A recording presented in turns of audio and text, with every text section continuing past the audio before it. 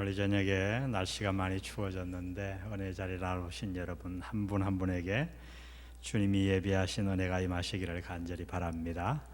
한번 기도하겠습니다. 하나님 아버지, 오늘 함께 모여 하나님이 주신 이 귀한 직분을 어떻게 잘 감당할까 주님 앞에 가르침 받기를 원합니다. 성령께서 친히 우리의 스승 되셔서 오늘 이 말씀을 풀어 저들에게 가르쳐 주시옵소서. 교회를 사랑하고 하나님의 나라를 또 영광을 또 내 인생을 주님 앞에 드리는 증거로 물질 드렸사오니 드린 손길 다 기억하시고 하늘 창고에 쌓으시고 또 주님 약속한 대로 이 땅에서 물질의 부족 없도록 저들의 창고를 주님께서 친히 채워 주옵소서. 예수님의 이름으로 기도드립니다. 오늘 우리가 읽은 이 본문에는 비판과 정죄가 난무하는 이 시대가 꼭 귀 기울여야 할 아름다운 말씀이 기록되어 있습니다. 오늘 본문은 사실 7장 53절부터 시작되는 본문이에요. 우리가 이 장절을 잘 알아야 되는데 장절이 굉장히 도움이 되지만 원래 성경 안에는 장절이 없었어요. 아주 오래전에 한 목사님이 이 장절을 만드셨는데 너무 목회를 열심히 하시다가 말을 타고 다니면서도 절을 나누고 막 이러다가 졸다가 나눈 것도 몇 개 있어요. 그래서 여러분 장절을 100% 믿으면 안 돼요. 원어에 없는 거니까. 특별히 오늘 말씀만 해도 사실은 7장 53절 거기서부터 시작돼야 돼요. 거기는 이렇게 시작합니다. 53절 보면 다 각각 집으로 돌아가고. 이 뭔 얘기일까요? 우리가 성경을 읽을 때 문맥을 잘 살펴보아야 합니다. 다 각각 집으로 돌아가고 7장에 보면 초막절의 장면이 나옵니다. 초막절이란 아주 쉽게 얘기하면 이스라엘 백성들이 광야 생활을 했는데 그 광야 생활을 기념하기 위해서 한 주간 동안 집에서 다 나와서 각각 오늘날로 말하면 텐트를 치고 생활하는 절기였어요. 수련회라고 얘기할 수도 있겠죠. 여러분 한 주간 동안 집을 떠나 불편한 장막에서 사는 게 쉽지 않잖아요. 얼마나 피곤했겠어요. 그 수련회를 다 마치고 기쁜 마음으로 백성들은 다 집으로 돌아갔어요. 그러나 오늘 본문에 보니까 예수님은 집으로 가시지 아니하고 감람산으로 가셨습니다. 예수님이 얼마나 열심히 사셨는가를 우리가 엿볼 수 있는 대목이지요. 감람산에서 밤을 새워 기도하신 예수님은 그 다음 날 아침 일찍 성전에 나오셨습니다.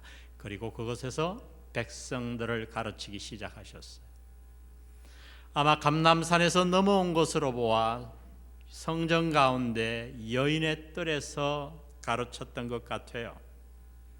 그러나 이 가르침은 얼마 못 가 중단되고 말았습니다. 왜냐하면 예수님이 설교하는 도중에 한 무리의 서기관과 바리새인들이 들이닥친 것입니다. 그들은 그냥 설교 장소에 들어온 것이 아니고 한 여인의 머리채를 잡고 질질 끌고 와 내동댕이 쳤어요. 여러분 지금 제가 설교하는데 남자 장정 10명이 여자 하나를 질질질 끌고 와서 여기다가 내동댕이 쳤다고 한번 생각을 해보세요. 어떻게 설교가 계속될 수 있겠어요? 그들은 그 여인을 끌고 와 보란듯이 예수님과 회중 앞에 내동댕이 친 후에 따지듯이 예수님께 질문을 합니다.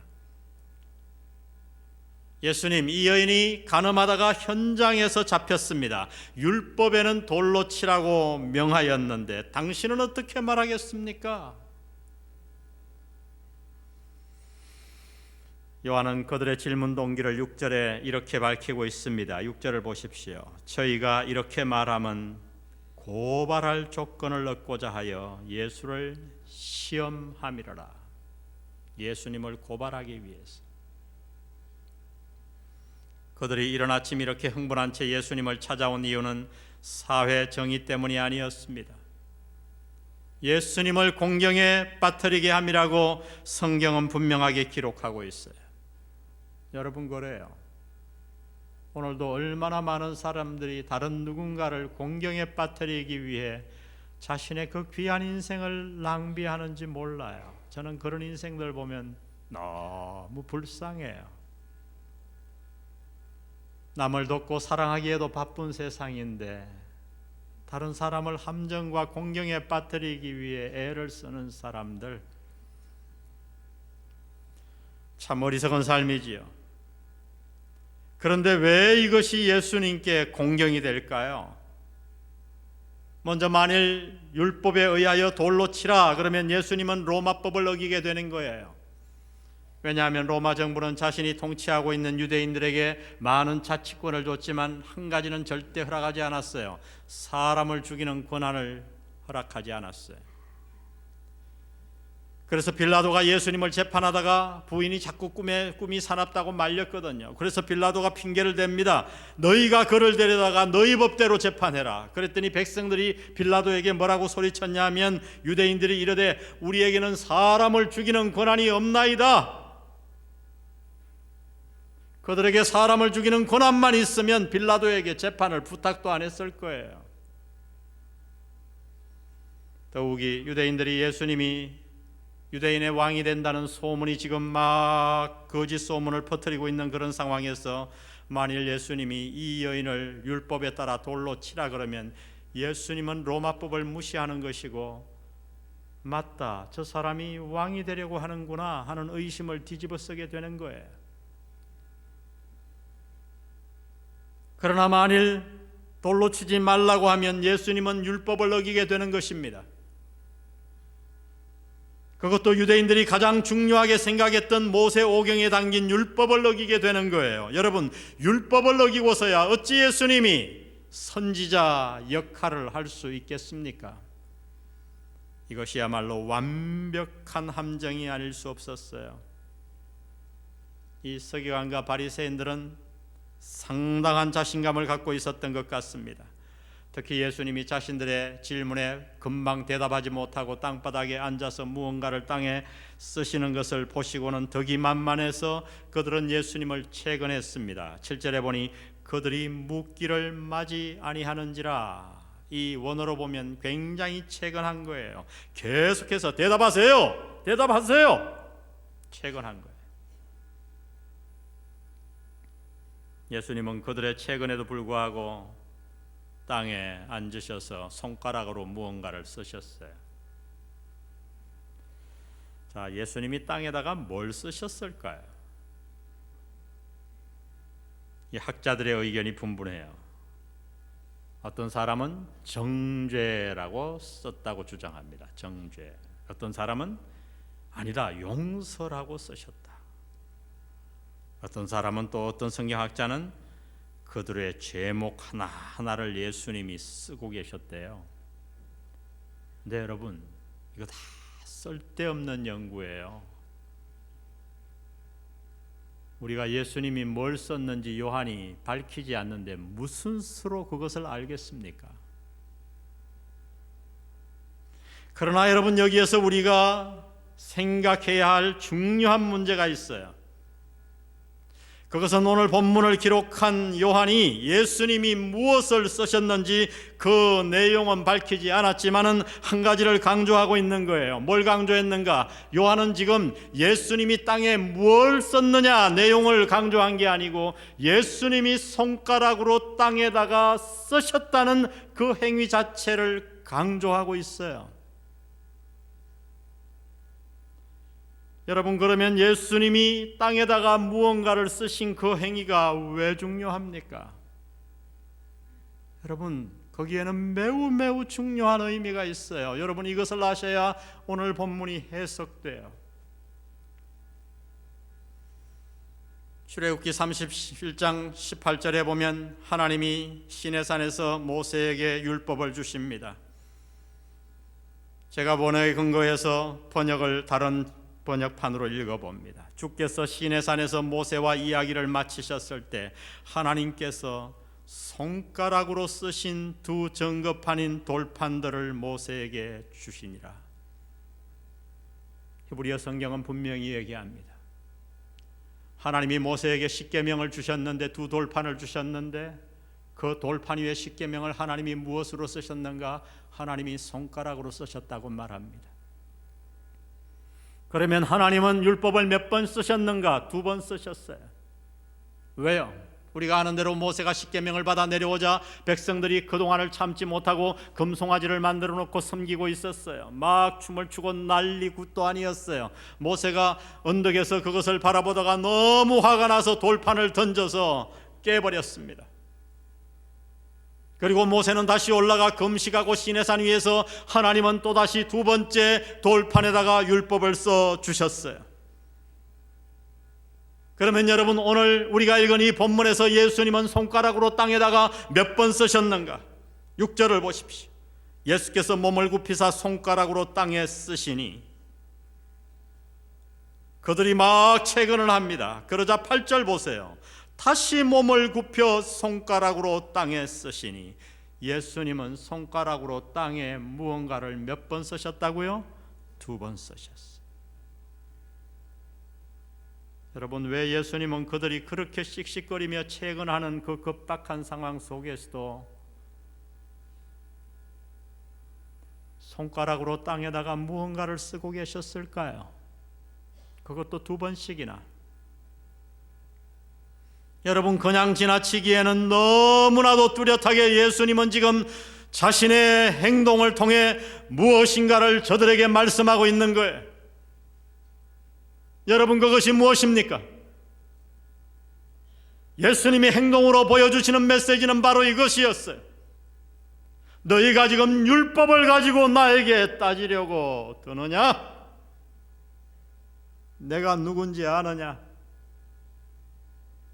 내가 바로 너희의 조상 1400년 전 모세에게 시내산에서 율법의 돌판에 율법을 손가락으로 써준 거인이라. 여러분, 이것이 예수님의 말씀이에요. 주님은 그것을 행동으로 보여주고 계신 거예요.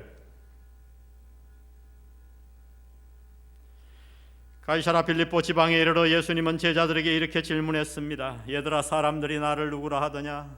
소문을 전해줬습니다. 어떤 사람은 선지자, 어떤 사람은 세례 집례 요한, 더러는 예레미야나 선지자 중에 하나라 하나이다. 상관없었어요. 이것이 그들의 생각이었으니까요. 그들은 예수님을 율법을 전하거나 가르치는 자로 생각했던 것입니다. 그러나 지금 예수님은 자신을 뭐라고 백성들에게 얘기하는가? 그는 율법을 해석하는 자가 아니에요. 가르치는 자도 아니었어요. 자신이 바로 이 하나님의 율법을 재창한 율법의 창시자라는 사실을 예수님은 이 행동을 통해 말씀하고 있는 거예요. 그 옛날 시내산에서 모세에게 손가락으로 율법을 주신 분이 주님이신 줄 믿습니다. 여러분, 이것이 바로 요한복음의 메시지가 아니었던가요? 태초에 말씀이 계시니라. 이 말씀이 하나님과 함께 계셨으니 이 말씀은 곧 하나님이시니라. 그가 태초에 하나님과 함께 계셨고 만물이 그로 말미암아 지은 바 되었으니 지은 것이 하나도 그가 없이는 된 것이 없느니라. 오늘 이 여인의 뜰에서 바리새인과 서기관들의 채근을 받으시며 손가락으로 땅에 무엇인가를 쓰고 계신 이분이 누구신가? 이분이 바로 그 옛날 시내산에서 율법을 주셨던 분이었어요. 이제 율법의 창시자이신 예수님께서 몸을 일으키사 그들에게 말씀합니다. 너희 중에 죄 없는 자가 먼저 돌로 치거라. 딱 한 말씀 하셨어요. 너희 중에 죄 없는 자가 먼저 돌로 치거라.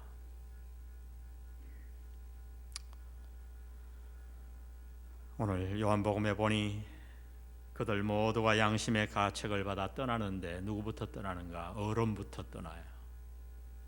여러분, 왜 어른부터 떠났을까요? 네? 왜요? 생각 안 해보셨어요? 생각하셔야 돼요. 왜 어른부터 떠났죠? 많이 살면, 오래 살면 죄를 많이 범하는 법이거든요.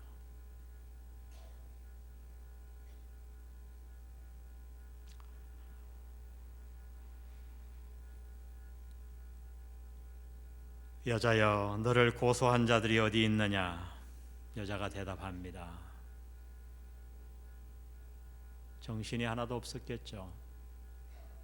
현장에서 잡혀서 끌려와 옷도 제대로 추스리지 못하고 이제 돌 맞을 순간만을 기다리고 있던 그 여인이 돌아보니 그들이 없어요.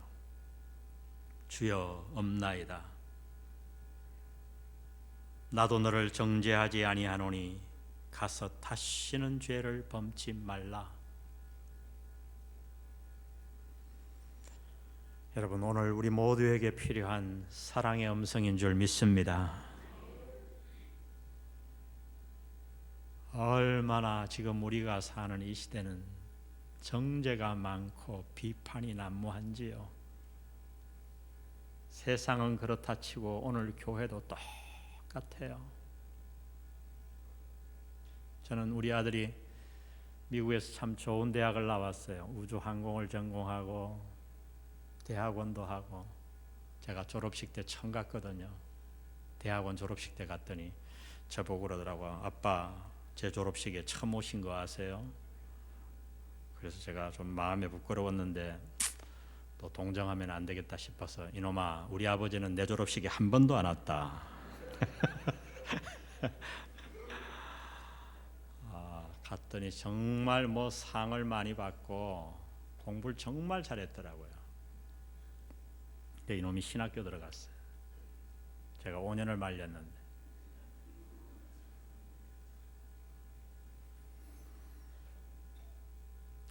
참 한편 기뻐요, 목사가 된다는 거. 근데 한편 인간적으로 참 마음이 아파요.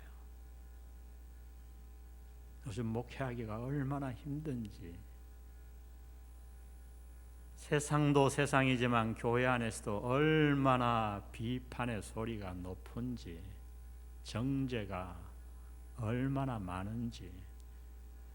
우리 아들이 목회할 장차 시대를 생각하면 제 마음이 참 아파요.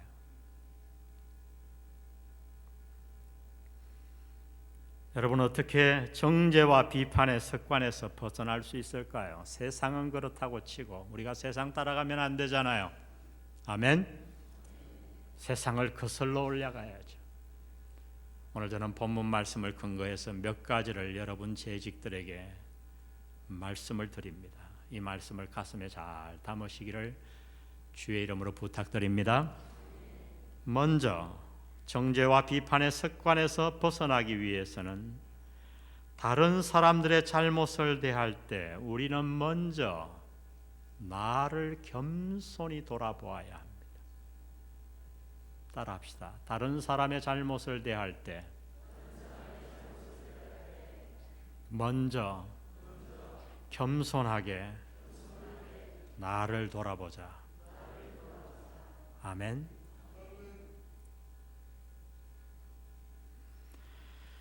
우리 다 같이 한번 갈라디아서 6장 1절 다 찾아보면 좋겠어요. 여러분, 성경 갈라디아서 6장 1절입니다.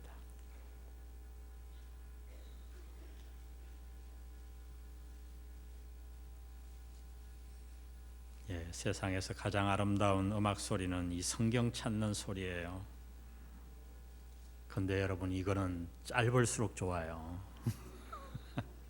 그렇다고 또 엉뚱한 데 찾아놓고 찾은 척하고 있지 말고 끝까지 찾으세요. 갈라디아서 6장 1절입니다. 정말 중요한 구절이에요. 우리 다 같이 한 목소리로 읽겠습니다. 옆에 없는 분들 같이 좀 보면 좋겠고요. 시작. 형제들아, 사람이 만일 무슨 범죄한 일이 드러나거든 신령한 너희는 온유한 심령으로 그러한 자를 바로 잡고 너 자신을 살펴보아 너도 시험을 받을까 두려워하라. 여기 몇 가지를 한번 그 말씀을 펴놓고 봅시다. 무슨 범죄한 일이 드러나거든.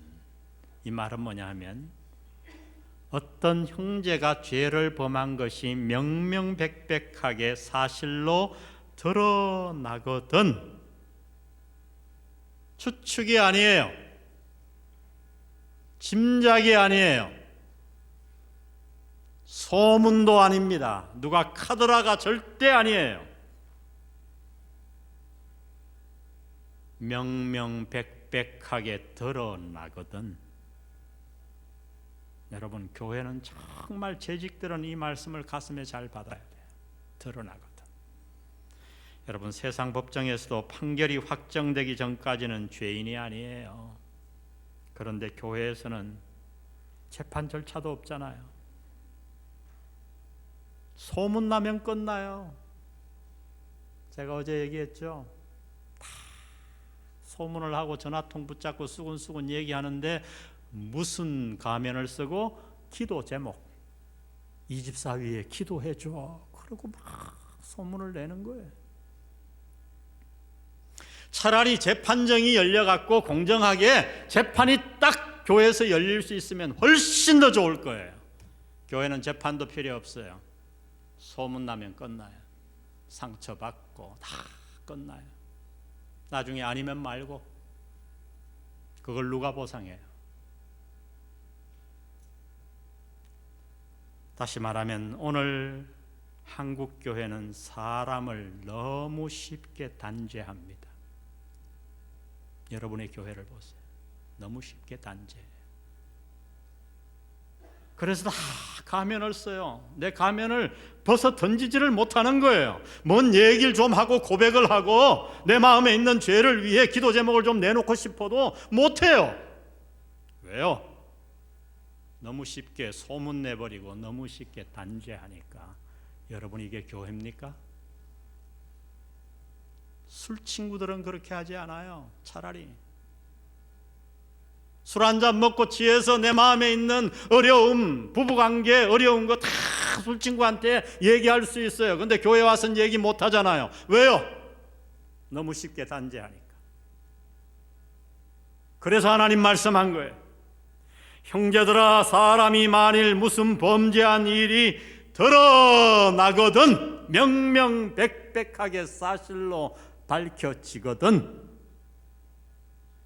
그 다음 이렇게 말합니다. 신령한 너희는 아무나 다른 사람의 잘못을 다루지 말래요. 자신이 신령하지 않으면, 이 신령하다는 말은 뭔지 아세요? 성령과 동행하는 거예요. 과거에 5년 전, 10년 전 집회 때 성령 은사 받은 것 말고요, 지금 성령과 내가 동행하고 있거든. 만일 당신이 성령과 동행하여 오늘도 살고 말씀과 동행하고 있거든, 신령한 너희는. 다른 사람의 잘못을 교정하기 위해서는 먼저 내가 성령의 사람이 되어야 한다고 말합니다. 그 다음 성령의 사람이 되어서도 잘못이 드러나고 성령의 사람이 되어서도 그냥 다뤄서는 안 돼요. 온유한 심정으로 저를 바로잡고. 어떤 심정으로? 온유한 심정. 씩씩거리며 자기는 마치 그런 죄를 한 번도 범한 적이 없는 것처럼, 아니요, 온유한 심정으로 그러한 자를 바로잡고, restore, 이건 뭐냐면 회복시키고. 아멘. 교회에서 누군가의 잘못을 다루기 시작할 때는 그러한 자를 바로잡는 목적으로 해야 돼요. 칼로 자르고 단죄하는 것이 아닙니다. 창피 주려는 게 아니에요. 그를 지금의 위치보다 훨씬 더 영적으로 높은 올바른 자리로 회복시키기 위해서 바로잡고, 그 다음 뭐라 그래요? 자신을 돌아보라. 자신을 돌아보라. 너 자신을 살펴보아 너도 시험을 받을까 두려워하라. 나 자신을 돌아보라는 거예요. 교훈으로 삼으라는 거예요. 여러분, 이런 교회를 한번 상상해 보세요. 누군가가 살다가 잘못을 했어요. 아무도 교회 앞에 그것을 얘기한다고 그래서 손가락질하고 수군거리지 않아요. 그 잘못을 발견한 즉시 사람들이 정말 간절한 마음으로, 애통한 마음으로 내일같이 하나님 앞에 나아가 기도해 줍니다. 성령과 함께하는 사람들이 그를 붙들고서 올바로 살아야 된다고 말씀으로 권면해 줍니다. 아주 온유한 심정으로. 정죄하는 게 아니에요. 나도 과거에 그런 잘못을 범했다고, 내가 기도해 주겠다고, 힘을 내라고, 일어서라고, 그리고 바로 잡아줍니다. 그리고 교회가 조용하게 기도해요. 여러분, 이런 교회를 한번 상상해 보세요. 이런 교회에 어떻게 사람들이 나오고 싶어 하지 않겠어요? 다 믿는 사람이나 믿지 않는 사람이나 죄의 짐을 지고 살잖아요. 과거의 잘못으로 눈물 흘리고 괴로워하잖아요. 지금 내가 짓는 이 잘못으로부터 탈출하고 싶어 하잖아요. 올바른 가정을 세우고 거룩하게 살고 싶고 모두에게 소원이 있잖아요. 그런데 이 교회 나오면 그렇게 되도록 도와줘요. 아주 겸손하게. 여러분, 한국 교회는 이렇게 바뀌어야 될 줄로 믿습니다. 비판과 정죄가 난무한 이 세상에서 비판과 정죄의 잘못에서 벗어나기 위해서는 먼저 무엇보다 다른 사람들의 잘못을 대할 때 우리는 먼저 겸손히 나를 돌아보아야 합니다. 이 말씀이 여러분의 삶 가운데 정착되기를 주의 이름으로 축복합니다. 두 번째, 비판과 정죄의 습관에서 벗어나기 위해서 다른 사람의 잘못을 다룰 때에 먼저 나를 돌아볼 뿐만 아니라 어떤 경우에도 사람을 도구로 이용하지 말아야 합니다. 따라합시다. 어떤 경우에도 사람을 도구로 이용하지 말자.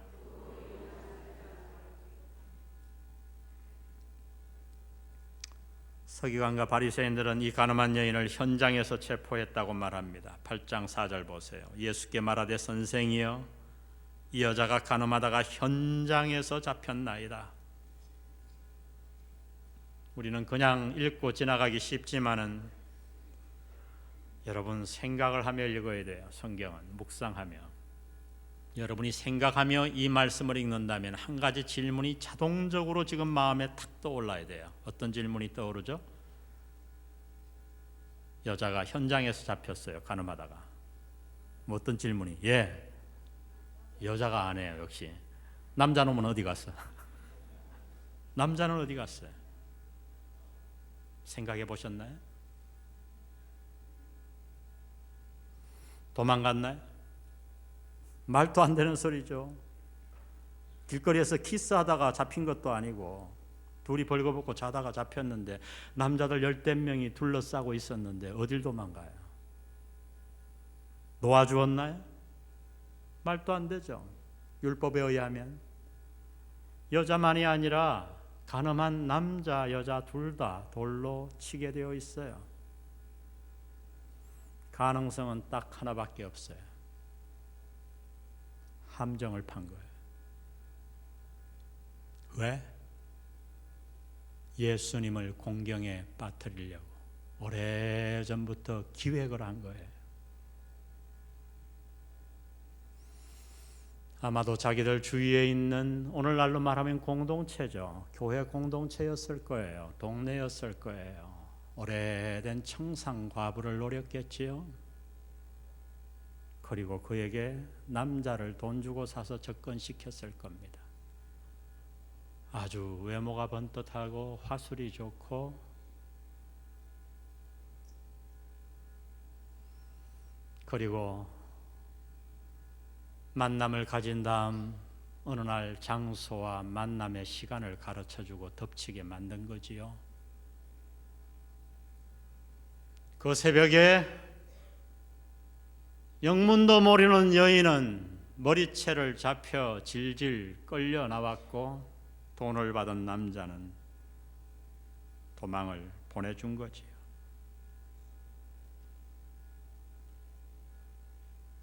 무엇을 위해? 한 사람 예수님을 공경에 빠뜨리기 위해. 서기관과 바리새인이 누구라고요? 오늘날로 말하면 목회자요, 신학교 교수요, 교회 장로요. 여러분, 무서운 일이 여기서 벌어지고 있는 거예요. 무서운 일이, 정말 무서운 일이. 그러나 여러분, 이 일이 그 시대만 벌어졌을까요? 오늘 교회는 벌어지지 않을까요? 그러면 하나님이 이 말씀 성경에 기록도 안 하셨을 거예요. 2000년 전 벌어졌던 그 일이 오늘날 교회에서도 여전히 벌어지고 있어요. 우리가 사람을 물건처럼 취급할 때 우리는 그에게 말할 수 없는 상처를 주게 됩니다. 오늘 바리새인과 서기관들은 이 여자를 사람으로 다루지 않았어요. 그 여자는 그들에게 있어서 하나의 도구에 불과했습니다. 어떤 도구요? 예수님을 공경에 빠뜨리는 도구. 그들은 그 여자의 인격과 자존심을 전혀 생각지도 않고 그녀를 하나의 물건처럼 취급했어요. 오늘 세상을 보십시오. 자신의 목적 달성을 위해 사람을 얼마나 도구처럼 사용합니까? 은근히 다른 사람들에게 정보를 주고 충동질하지요. 교회 안에도 마찬가지예요. 누군가를 공격하기 위해서 정말 영어로 말하면 다이렉트 톡, 대면하여 목사님, 집사님 1대1로 만나서 딱 말하는 사람 거의 없어요. 항상 성격 급한 사람들이 있잖아요. 정보만 주면 펄펄 뛰는 사람들에게 슬쩍 정보를 줍니다. 그 사람은 영문도 모르고 미사일이 되어 날아가서 그 사람에게 꽂히고 폭발하는 거예요. 다른 사람들을 은근히 이용하고 충동질하는 사람들이 오늘 교회 안에 얼마나 많은가요? 그러나 여러분, 이것보다 하나님 앞에 더 큰 죄악은 없습니다. 사람을 도구로 사용하는 죄보다 하나님 앞에 더 큰 죄는 없습니다. 어떤 이유에서건, 자신의 유익을 위해서건 성공을 위해서건, 심지어 신앙의 이유로 할지라도 사람을 도구로 취급해서는 안 될 줄 믿습니다. 이것이 바로 바리새인들이 지은 큰 죄악이었어요.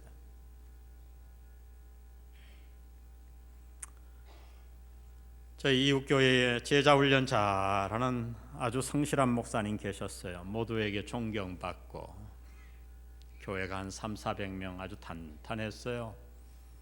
그 제도는 어떤지 모르지만 요즘 부산에는 유행이 19년째 쫓겨나는 목사님들이 많더라고요. 우리 침례교는 뭐 그런 거 없는데 여기는 장로교는 20년 되면 원로 목사 자격이 주어진다며요. 그래서 이상하게 19년째 그걸 못 넘기고 쫓겨나더라고요. 영도의 고신의 한 목사님은 19년째 결국 나가셨는데 교단법을 보니까 부목사로 근무한 것도 쳐야 된다. 그분이 부목사로 그 교회 옛날에 3년 근무해서 다시 원로 목사 되셨어요. 이 교회도 그런 사단이 일어났어요. 19년째. 목사님이 컴퓨터가 고장났어요. 그래서 한 집사님을 불러가지고 노트북을 주면서 이거 좀 고쳐달라고 그랬는데 그게 문제의 발단이 됐어요. 그 컴퓨터를 집사님이 뒤져봤더니 목사님이 음란 사이트에 접속했다는 거예요. 그래가지고 사람들을 불러 모으고 장로님 몇 분이 모이고 해서 그 예배당에서 소예배실이겠지만은 음란 사이트에 접속을 해서 그 성행위를 다 보여줬어요. 거기까지도 이해 괜찮아요. 교단도 다른 저에게 제가 왜 이 얘기를 하냐 하면 어느 날 우편물이 이만큼 왔어요. 그 사이트 사진을 다 컬러로 복사를 해갖고 돈도 많이 들었겠어. 저한테 보냈더라고요. 이 목사님이 사이트에 들어가서 이런 걸 봤습니다. 내가 무슨 상관이 있다고 나한테만 보냈겠어요? 그 진구에 있는 모든 초교파 목사님들에게 다 보냈어요. 교회가 난리가 났어요. 목사님이 너무너무 억울하고 힘들어서 아니라고 자꾸 얘기를 해도 분명히 하드디스크에 증거가 있다. 그리고 이미 사이트 교인들에게 다 보여줬지. 온 동네 다 목사님이 이런 거 봤다고 그랬지. 교회가 난리가 났어요. 결국 목사님이 하다못해 경찰서 사이버 수사대에다가 진정을 했어요. 이 사이버 수사대에서 그 컴퓨터를 가져가서 결론을 내렸어요. 이것은 이 컴퓨터의 주인이 그 사이트에 접속했다고 할 만한 증거로 채택할 수가 없다. 목사님이 명예훼손으로 걸면 당장 집어넣을 수 있습니다. 목사님이 안 집어넣었어요. 그냥 밝히기만 했는데 그게 또 문제가 됐어요. 아무리 그래도 그렇지 목사가 경찰한테 진정을 하냐 이래가지고 문제가 더 커져가지고 결국 목사님 그만두셨어요. 제가 왜 잘 아냐 하면 그 아들이 우리 아들하고 고등학교 친구예요. 제가 그걸 보고 그 다음 몇 주일 제 강단에서 그랬어요. 이웃교회를 위해 기도하자고. 난 뭔 일인지 모르지만 음란 사이트 봤다고 그러는데 전 교회 앞에 할 말 하는 말 다 해요. 교인들에게 저 음란 사이트 접속해 봤습니다 그랬어요. 그래도 우리 교인들은 참 착해요. 안 쫓아내더라고요. 애들이 하도 많이 보니까 우리 아들 데려다가 야 너 봤지? 아빠 솔직하게 얘기해. 봤대요 몇 번. 아빠하고 한번 같이 보자. 우리 식구 다 모여서 다 봤어요. 정말 낯뜨거워서 아들하고는 잘 못 보겠더라고요. 사이트가 요즘 그 정도더라고요. 어느 날 외국 갔다가 돌아와서 인천공항에 섰는데 이메일을 체크를 못해서 노트북을 안 가져가서 빨리 급하게 메일 체크해야 될 게 있어서 이 공짜로 컴퓨터가 쫙 있는데 줄이 서서 제 차례가 돼서 딱 들어갔는데 탁 메일이 떴어요. 오라버님 안녕하세요. 전 사촌 여동생이 당연히 보낸 줄 알고 딱 클릭했더니 짠 하고 그 사이트가 뜨는 거예요. 막 벌거벗은 남녀가 뒹구는데 도대체 그 뒤에 선 사람이 뭐라고 생각했겠어요. 저놈이 환장을 해도 자, 기도 안 차서.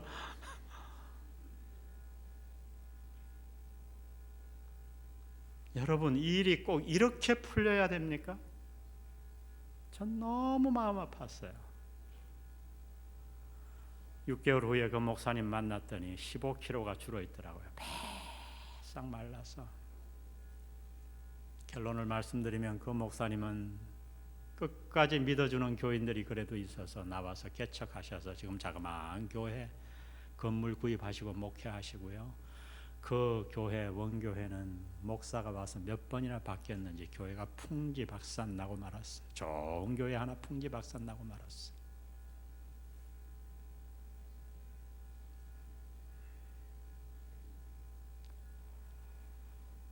여러분 교회라고 하는 것을 누가 지킵니까? 재직 여러분이 지키셔야 돼요. 제가 어제 말씀드렸죠. 한국교회 무너뜨리기 일도 아니라고. 신천지에게는 아주 교회가 우스운 거예요. 소문 하나 내면 돼요. 신천지는 보통 고급 사람들은 5년, 10년 이 성김의 교회도 많이 있을 거예요. 여러분 교회도 많이 있을 거예요. 전 우리 교회에 적어도 20명은 있다고 생각하고 목회를 해요. 근거 없는 얘기들이 쭉쭉 돌아다녀요. 근데 우리 교회는 그 소문에 휘둘리지 않아요. 감사하게. 왜요? 재직들이 올바로 서 있으니까. 아멘? 여러분 교회가 어떤 곳인가를 생각해 보세요. 오늘날 한국교회는 왜 그렇게 의인이 많은지 모르겠어요. 제가 볼 때 너무 의인이 많아탈이에요. 사도 바울보다 훨씬 의로운 사람들이 왜 그렇게 많은지 모르겠어요. 바울은 인생의 말년에 내가 죄인 중에 괴수라고 했는데 재직 여러분, 여러분의 죄를 가지고 하나님 앞에 나아가 한번 애통하며 눈물 흘리며 가슴 치며 기도한 적이 언젠가요? 그렇게 의롭게 사셔서 회개 않는 겁니까? 그러나 다른 사람들의 잘못은 얼마나 잘 드러나는지 몰라요. 얼마나 말들을 많이 하는지 몰라요. 그래서 교회에 가서는 너무너무 조심해야 돼. 조심해야 돼. 말도 함부로 못하고 행동도 그냥 내 마음에 있는 거 다 얘기 못하고 안녕하세요 장로님 집사님 화장해가지고 멋있게 왔다 갔다 내 마음 드러냈다가 큰일 나. 여러분 이게 교회입니까?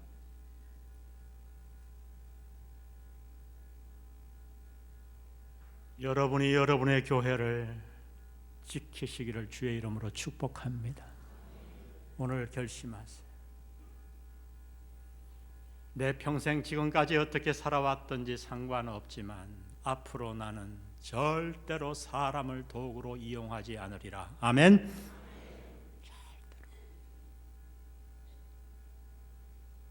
마지막 세 번째, 비판과 정죄의 습관에서 벗어나기 위해서 가장 중요한 말씀이에요. 언제나 사랑의 마음으로 사람을 대해야 합니다. 따라합시다. 언제나 사랑의 마음으로 사람을 대하자.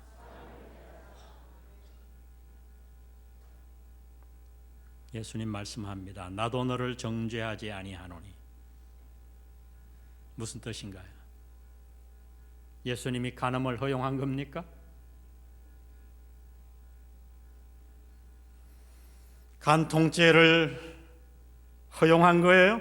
우리 법을 인정해 준 거예요? 이 정부를? 아니지요. 과연 사랑은 하나님의 법을 파기합니까? 말도 안 되지요. 예수님이 왜 돌아가셨는데요? 말씀 한마디로 천지를 지으신 그분이 이 땅에 와서 왜 십자가를 지셨는데요? 여러분, 하나님의 법과 공의를 지키시기 위해 그분은 목숨을 버리신 줄 믿습니다. 여러분, 법이 있고서야 사랑의 의미가 있는 거예요. 그런데 왜 예수님은 나도 너를 정죄하지 아니하노니 그렇게 말씀했을까요? 이미 이 여인은 형벌을 받을 만큼 받았기 때문이에요. 상상해 보세요. 젊은 시절 청상 과부가 되어 어쩌다가 작정하고 달려들고 유혹하는 그 남자를 어떻게 거절할 수 있었겠어요? 잠자리를 했고 함정에 파여서 다 아는 서기관과 바리새인들에게 둘러싸여 물매를 맞고 머리채로 그 새벽에 질질 끌려와 모두가 다 아는 이 교회에 예수님 앞에 그것도 내동댕이 친 그 여인의 그날 하루의 일과를 상상해 보세요. 차라리 돌 맞아 죽는 게 낫죠. 안 그래요? 예수님 그거 다 하셨어요. 얼마나 후회했을까요? 끌려오며 얼마나 회개했을까요? 내가 왜 그랬을까? 주님 그 모든 마음 아셨습니다. 이제 곧 돌 맞아 죽을 그 공포와 두려움, 수치심 다 아셨어요. 그녀는 이미 형벌을 받을 만큼 받았어요. 주님은 그것을 아셨기에 말씀한 거예요. 나도 너를 정죄하지 아니하노니. 그러나 엄중하게 가르치십니다. 가서 다시는 죄를 범치 말라. 여러분, 이 여자가 또다시 간음죄를 범했을까요? 전 그렇게 생각하지 않아요. 다시는 그 죄 범치 않았을 거예요.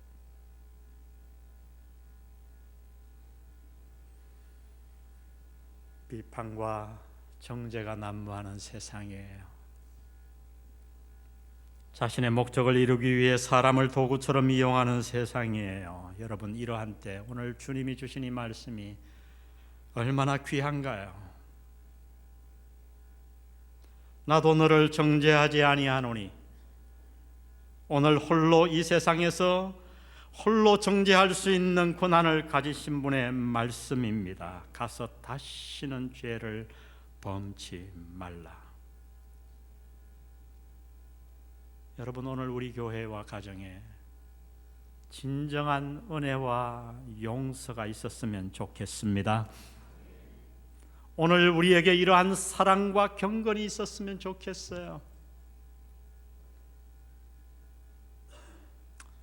제가 처음에 와서 우리 교회 집사님들에게 제안했어요. 저 하자는 대로 다 해주셨는데, 집사님들, 장로님들이죠, 당에. 우리 교회 흡연실 하나 만듭시다. 다들 턱이 떡 떨어져서 유구무원. 말을 안 해요. 말을 못한다 소리도 못하고. 제가 눈치가 있으니까 아직은 시기상조구나. 제가 그 회의한 걸 그 다음 주일 성도들에게 또 다 얘기했어요. 제가 이런 안건을 내놨고 우리 집사님들이 너무 기가 막혀 하셔서 제가 통과 안 시켰다고. 그 설교가 방송 듣고 나갔어요. 그 다음 주일 깜짝 놀랐어요. 여기 담배 꽂은 사람들이 얼마나 많이 나왔는지. 전 정말 담배 싫어요. 우리 아파트 저 한 층이 이사 왔는데 거기서 담배를 피는데 화장실로 자꾸 올라와서 제가 지금 집 내놨어요. 저는 담배 냄새 맡으면요 머리가 찌끈찌끈 아파요. 그러나 저는 담배 피는 사람 정죄 안 해요.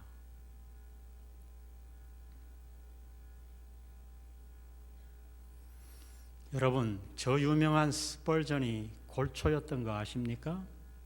스펄전 목사님이 쉬쉬하죠. 골초였어요. 여기 얼굴이 환해지는 분들, 좀 수상한 분들이.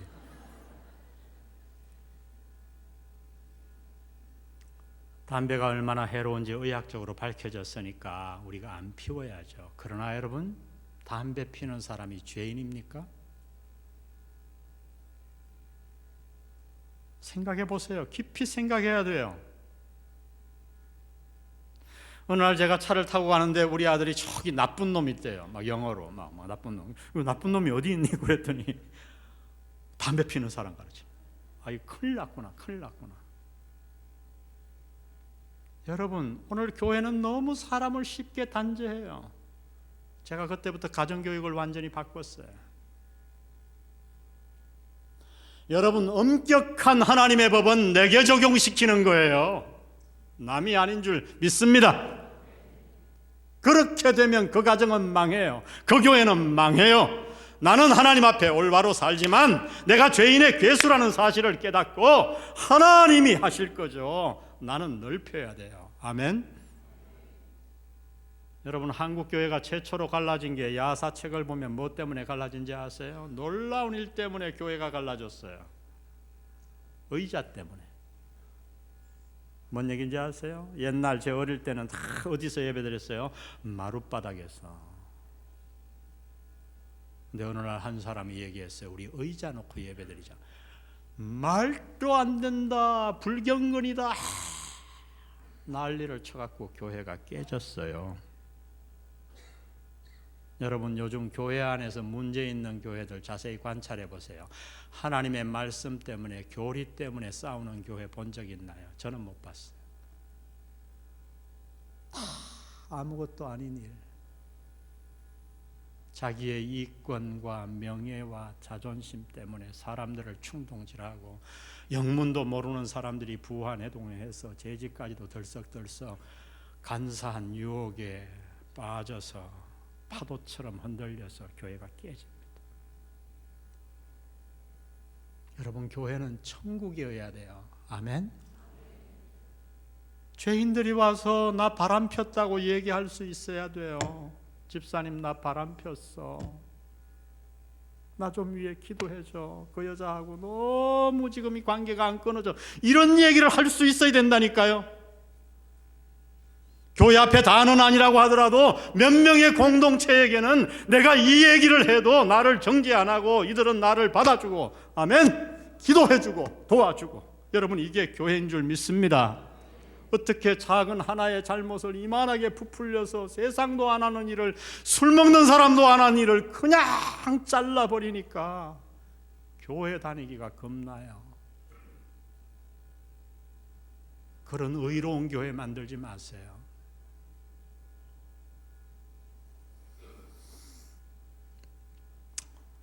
제 경험 얘기 하나 하고 설교 마칠랍니다. 저는 아주 저 시골 산골에서 자랐어요. 저희 할아버님이 우리 박가들만 사는 동네가 있어요. 지금도 있어요. 가면 장손이셨는데 17살에 예수님을 믿었어요. 벌써 120년 훨씬 이전이죠. 저희 집안이 그래도 꽤 멸치같이 뼈대가 있는 집안이었더라고요. 밀양 박씨의 청제공파 장손. 동네 사람들이 누구라도 말을 타고 지나갈 때 저희 집 앞에서는 말을 내려서 끌고 갔대요. 선비셨어요. 근데 장손이 예수를 믿었으니 성령이 특별히 역사하셨던 것 같아요. 복음을 딱 듣는 순간 그것이 그렇게 이해가 되어지고 가슴을 치더래요. 안 믿을 수가 없었대요. 그리고 18살에 전도자로 나섰어요. 목사가 되기 위해. 족보에서 제명되고 쫓겨나셨죠. 저기 다른 한 동네에 가셔서 개척을 하셨어요. 그 동네가 복을 받았어요. 그 동네는 굉장히 그래서 아주 배운 자도 많이 나오고 뭐 대단한 사람들 인물들도 많이 나왔어요. 세상적으로.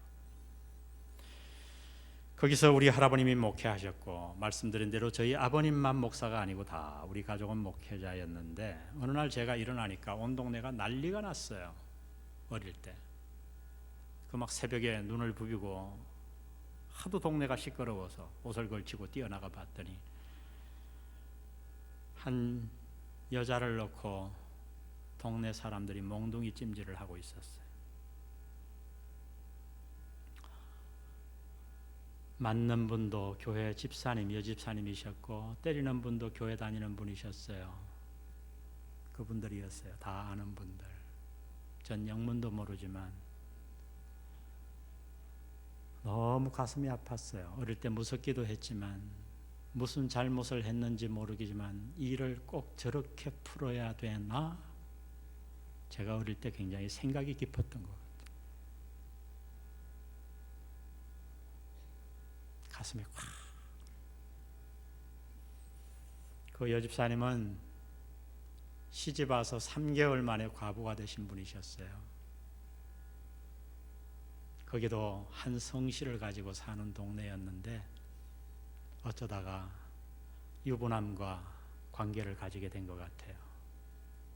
얼마나 오래 그랬는지 모르지만 그것이 발각되었고 신기하게도 그날 남자는 없더라고요. 전 나중에 이 성경을 읽는데 너무 놀랐어요. 너무 놀랐어요.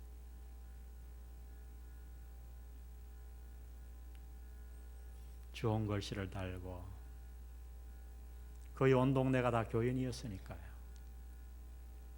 교회도 못 나오고 고개를 떨구고 다니는 그 여집사님을 데려다가 다 치료해주고 아파 누워있는 그 여집사님을 밥 먹여주고 치료해주고 감싸 안아준 분이 저희 어머님이셨어요.